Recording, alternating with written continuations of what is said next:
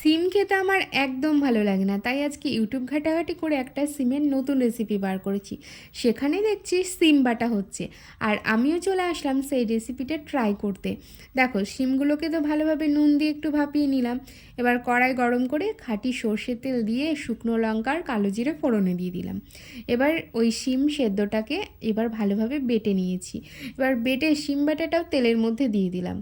এটা নাড়তেই থাকবো, নাড়তেই থাকবো, নাড়তে নাড়তে নাড়তে যখন একটু ঘন হয়ে আসবে, মানে ঘন বলতে একটু ধরো চিটকে চিটকে হয়ে লেগে যাবে, তখন আমি এর মধ্যে আদা জিরে আর কাঁচা লঙ্কা বাটার একটা পেস্ট আমি দিয়ে দিলাম।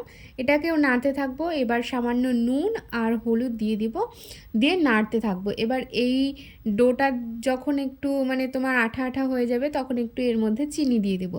আর দেখো কতটা পরিমাণ ছিল আর কয়টুকু হয়ে গেল। এবার এটা গরম ভাতের সঙ্গে খেতে কিন্তু দারুণ লাগবে। আমিও কিন্তু খেয়েই তোমাদেরকে রিভিউ